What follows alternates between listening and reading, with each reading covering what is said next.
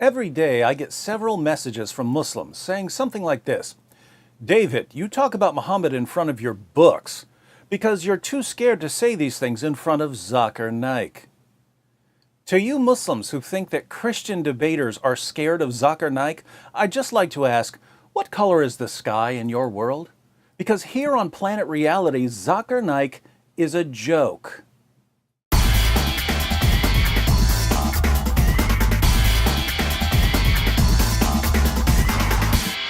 Zakir Naik is a joke, and I'm not saying that because I disagree with him.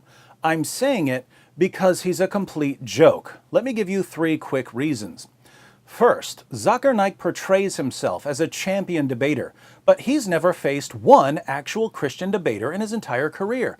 Compare Naik with someone like Shabir Ali. Shabir Ali has debated William Lane Craig multiple times. He's debated James White multiple times. He's debated Jay Smith multiple times. He's debated Mike Licona multiple times. He's debated Tony Costa multiple times. He's debated me multiple times. He's debated Sam Shamoun and Samuel Green and Jonathan McClatchy and Nabil Qureshi.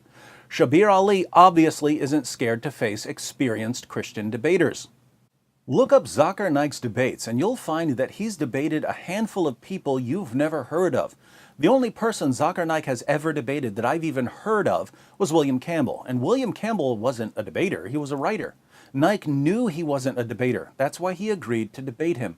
Naik only agrees to face people who either have no debate experience or know nothing about Islam.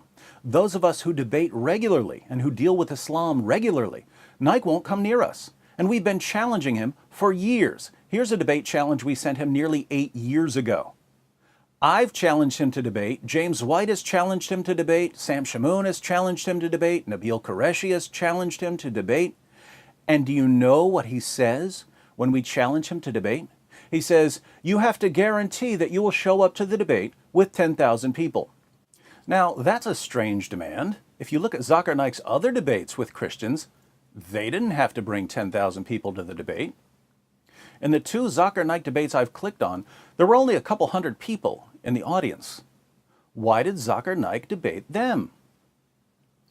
I was recently watching one of Naik's Q&A sessions, and a Christian woman was at the mic, and Zakir Naik said that if she wanted to debate, they could set up a debate.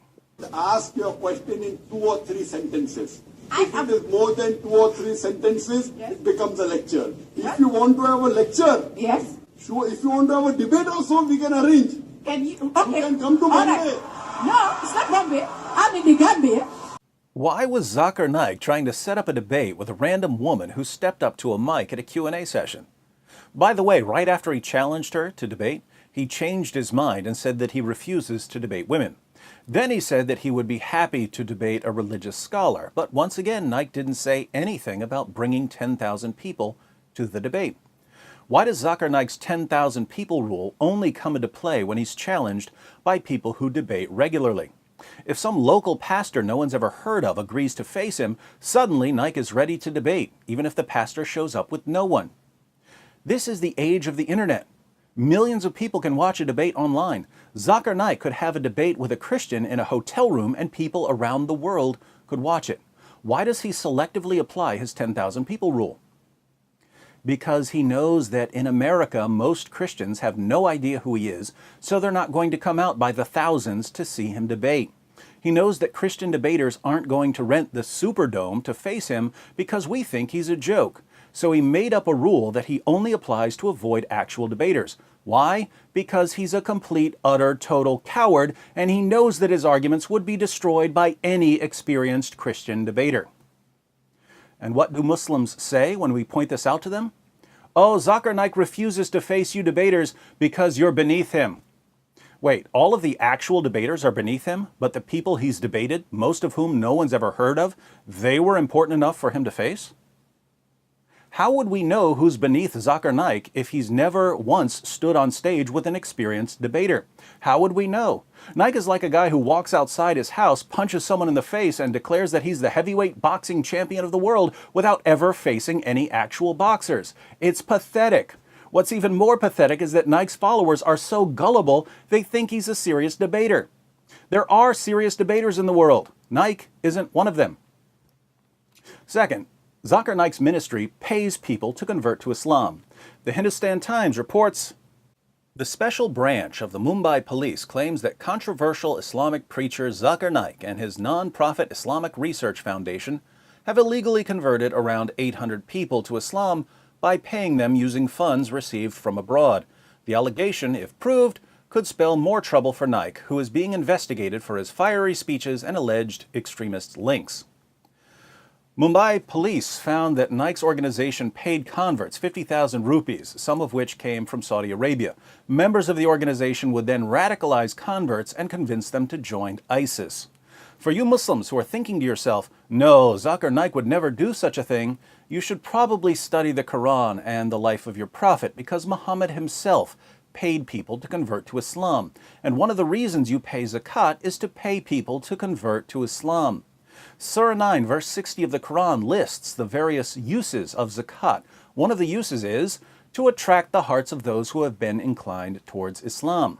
What does it mean to use zakat funds to attract people's hearts? Muhammad shows us exactly what it means.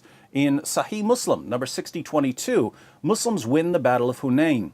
And we read, "On that day, the Messenger of Allah gave Safwan bin Umayyah 100 sheep, then another 100, then another 100.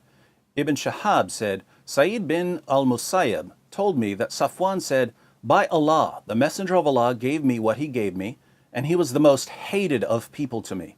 But he kept giving to me until he became the most beloved of people to me." This guy hated Muhammad, but Muhammad kept giving him sheep by the hundreds until Muhammad was his favorite person in the world. In Sahih al-Bukhari 3344, Muhammad divides a piece of gold among 4 chiefs of a different tribe. We read, "So the Quraysh and the Ansar became angry and said, he, i.e. the Prophet, gives to the chiefs of Najd and does not give to us. The Prophet said, I give to them so as to attract their hearts to Islam." He was giving them gold to attract their hearts to Islam. Nearly 14 centuries later, Zakir Naik is doing the same thing. Muslims should be proud of Naik for imitating his prophet by bribing people to convert when his arguments fail miserably. Third, a few years ago, when I was watching some of Zakir Naik's talks to get some video clips for some shows, I was impressed that so many Muslims showed up to hear him speak when the talks were in English. I know a few Christians from one of the areas he was speaking in, and I said to them, it's cool that wherever Zakir Naik goes, there are so many Muslims there who speak English. They said, oh, lots of the Muslims who show up don't speak English. I said, why do they show up? Just to be close to Naik? They said, no, the Muslim leaders bring them in to cheer. They tell the Muslims who don't speak English to cheer loudly whenever they hear other Muslims cheering. Now think about this. Zakir Naik's organization has to bring in Muslims who have no idea what he's saying to cheer for whatever he says. Why? Because they understand that many Muslims, and even some non-Muslims, don't know enough about what he's saying to know if his arguments are good or bad. But if enough people are cheering for what he says, gullible audience members will assume that he must be right. So Naik's organization loads the audience with people who cheer for him no matter what he says, because the cheering has a psychological impact on gullible audience members. This is the Islamic version of a laugh track for a comedian who isn't funny. And let's face it, a laugh track would be much more appropriate for a Zakir Naik lecture than for a comedian. Putting all of this together, many Muslims regard Zakir Naik as their best debater and top apologist. Who is Zakir Naik? He's someone who pretends to be a champion debater even though he's a complete coward who instantly backs down from every single experienced Christian debater who challenges him. He's someone who pays people to convert to Islam just as his prophet paid people to convert to Islam.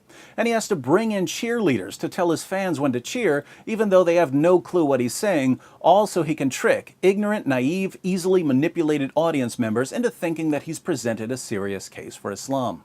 Zakir Naik is a joke. He's always been a joke. He'll always be a joke. If this is, as many Muslims claim, the best apologist Islam has to offer out of 1.6 billion Muslims in the world, what does this tell us about Islam?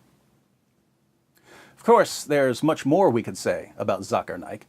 If you'd like to know more about why he backs down from debaters, click on this video by Nabil Qureshi, where Nabil examines just 5 minutes of a Zakir Naik lecture and finds 25 mistakes. You heard me correctly. Over a 5-minute period, Zakir Naik averages 1 mistake every 12 seconds. Fortunately for Naik, he's speaking to people who don't know any better and who don't bother to question or challenge him. But they keep cheering anyway, along with all the Muslims who don't even know what he's saying. Welcome to Islam, the only religion that would want someone like Zakir Naik as its champion.